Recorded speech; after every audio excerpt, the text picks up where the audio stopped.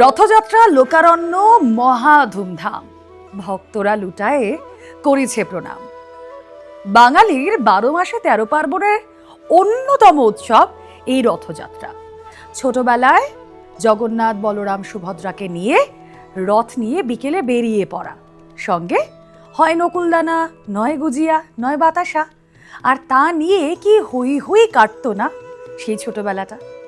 রথের কথা বললেই ভীষণ নস্টালজিক হয়ে যায়। রথ বললেই আমাদের রাজ্যের পাশাপাশি আমরা যেই রথের ছবি, যে রথের সমারোহ দেখতে অভ্যস্ত, তা হলো শ্রীক্ষেত্র, পুরী, নীলাচল, যেখানে জগন্নাথ স্বয়ং বাস করেন। ভক্তি, ঐতিহ্য, আচার এবং সংস্কৃতির এক অনন্য মিলন মেলা পুরীধাম, জগন্নাথ ধাম, শ্রী জগন্নাথ দেবের রথযাত্রা। প্রতি বছর আষাঢ় মাসের শুক্লপক্ষের দ্বিতীয়া তিথিতে আয়োজিত এই উৎসব শুধুমাত্র যে একটা ধর্মীয় অনুষ্ঠান তা নয়, বরং বিশ্বের অন্যতম বৃহত্তম জনসমাগমের উৎসব। লক্ষ লক্ষ ভক্তের টানে মুখরিত হয়ে ওঠে পুরীর বরদণ্ড। চলতি বছরও বিপুল ভিড় ও কড়া নিরাপত্তার মধ্যে দিয়ে রথযাত্রা অনুষ্ঠিত হচ্ছে।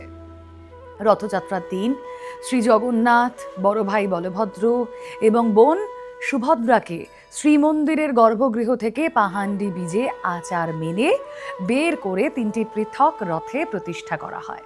আর এরপর শুরু হয় ঐতিহাসিক ছেঁড়া পাহারা, মানে সোনার ঝাড়ু দিয়ে ঝাড় দেওয়া। এই আচারে পুরীর গজপতি মহারাজ সোনার ঝাঁটা দিয়ে 3টি রথ পরিষ্কার করেন, চন্দন জল ছিটিয়ে দেন। এই আচারটির গভীর ধর্মীয় এবং সামাজিক তাৎপর্য রয়েছে। কেন জানেন? বিশ্বাস করা হয় জগন্নাথ দেবের সামনে সকলেই সমান, তাই রাজাও এখানে প্রভুর সেবক মাত্র। সোনার ঝাঁটা দিয়ে রথ পরিষ্কার করার মাধ্যমে গজপতি মহারাজ বিনয়, সেবা এবং সমতার বার্তা তুলে ধরেন। এই রীতি মনে করিয়ে দেয় ঈশ্বরের সামনে ক্ষমতা, পদমর্যাদা বা সম্পদের কোনো অহংকারের স্থান নেই। 3 দেবতা, তাদের 3 রথ। জগন্নাথ দেবের রথের নাম নন্দীঘোষ, উচ্চতা প্রায় 45 ফুট, 16টি চাকা, রং লাল হলুদ। বলভদ্রের রথ তালধ্বজ, 14টি চাকা, রং লাল সবুজ। সুভদ্রার রথ দর্পদলন, 12টি চাকা, রং লাল কালো। প্রতি বছর নির্দিষ্ট পবিত্র কাঠ দিয়ে নতুন করে 3টি রথ নির্মাণ করা হয়। রথ টেনে ভক্তরা 3 দেবতাকে প্রায় 3 কিলোমিটার দূরে গুন্ডিচা মন্দিরে নিয়ে যান পুরীতে।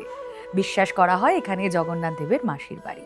সেখানে কয়েকদিন থাকার পর বাহুড়া যাত্রায় দেবতারা আবার শ্রীমন্দিরে ফিরে আসেন। এই প্রত্যাবর্তনের পথেও মাসিমা মন্দিরে পোড়া পিঠা নিবেদন করা হয়। কেন এত গুরুত্বপূর্ণ এই রথযাত্রা? হিন্দু বিশ্বাস অনুযায়ী রথযাত্রার সময় জগন্নাথ দেব নিজেই ভক্তদের কাছে চলে আসেন।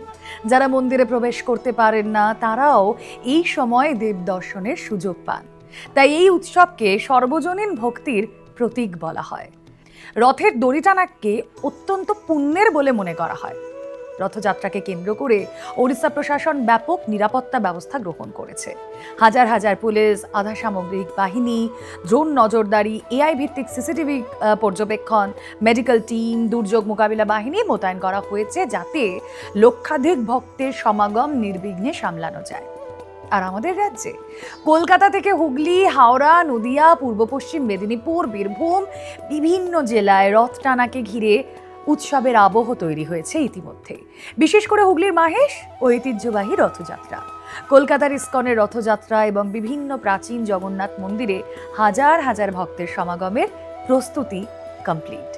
রাজ্য সরকার এই বছর ঐতিহ্যবাহী 7টি রথযাত্রা কমিটিকে, আপনারা জানেন, 5 লক্ষ টাকা করে আর্থিক অনুদান দেওয়ার ঘোষণা করেছে। পাশাপাশি 75টি গুরুত্বপূর্ণ রথমেলা এলাকায় পরিষেবা কেন্দ্র গড়ে তোলা হয়েছে, যাতে ভক্তদের পানীয় জল, প্রাথমিক চিকিৎসা এবং অন্যান্য প্রয়োজনীয় সুবিধা দেওয়া যায়। ভক্তির টানে, বিশ্বাসের টানে প্রতি বছর যেমন পুরীতে বরদণ্ডে নেমে আসে জনসমুদ্র, রাজা থেকে সাধারণ মানুষ সবাই এক দড়িতে টান দেন জগন্নাথের রথের। ধর্মীয় বিশ্বাসের গণ্ডি ছাড়িয়ে রথযাত্রা শুধুমাত্র আমাদের ভারতীয় ঐতিহ্য, সংস্কৃতি এবং সাম্যের এক জীবন্ত প্রতীক হয়ে ওঠে। আর হ্যাঁ, ওই যে নস্টালজিয়া দিয়ে শুরু করেছিলাম, আজও রথের দিন হয়ে থাকে খুঁটি পুজো, বাঙালির সর্বশ্রেষ্ঠ উৎসব দুর্গাপুজো। তাই তো বলে নাকি রথ টানলেই মা আসে।